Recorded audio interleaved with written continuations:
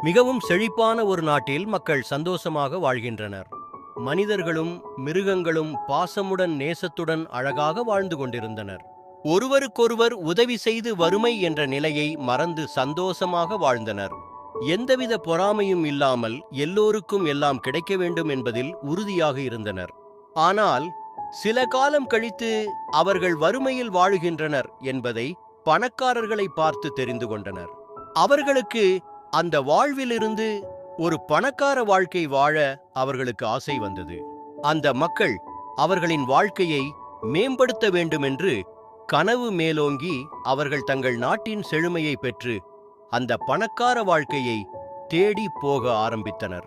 இந்த நிலையில் செல்வம் கொண்ட அந்த பணக்கார வாழ்க்கையை அடைய வேண்டும் என்று அதற்கான பயணத்தை தொடங்கி அதை நோக்கி ஓட ஆரம்பித்தனர். தங்கள் நாட்டில் இருக்கும் செழுமையான அந்த செழிப்பை அழித்து அவர்கள் பணம் என்று காகிதங்களை பெற்றனர். அவர்கள் பணக்கார வாழ்க்கையை வாழத் தொடங்கிய போது ஒருவருக்கு ஒருவர் பொறாமை சண்டை வரத் தொடங்கியது. அதே நேரத்தில் அவர்களுக்கு நிம்மதியில்லை என்பதை உணர ஆரம்பித்தனர். ஆரம்பத்தில் வாழ்ந்த வாழ்க்கையை நினைத்து அவர்கள் அதுதான் நிம்மதியான வாழ்க்கை என்று உணர ஆரம்பித்தனர். இந்த பணக்கார வாழ்க்கை நிம்மதி இல்லை என்பதை உணர்ந்தனர். கடந்த காலத்தில் ஒற்றுமையாய் வாழ்ந்த அந்த வாழ்க்கை மற்றும் இப்போது ஒருவருக்கொருவர் சண்டையிட்டுக் கொண்ட நிலைமை உருவாகியதை நினைத்து கவலை கொண்டனர். பணக்கார வாழ்க்கை பணத்தை மட்டும்தான் கொடுக்கிறோம், வசதி என்ற செல்வத்தை மட்டும்தான் கொடுக்கும்.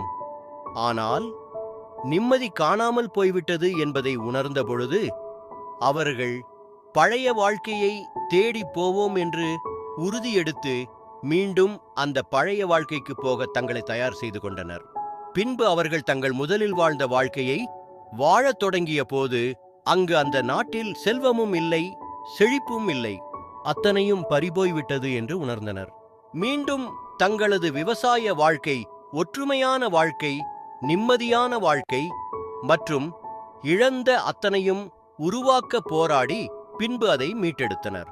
எளிமையிலேயே சந்தோஷம் என்பதும் உண்மையான மகிழ்ச்சி எளிய வாழ்க்கை என்பதையும் உணர்ந்து மகிழ்ச்சியுடன் வாழத் தொடங்கிவிட்டனர்.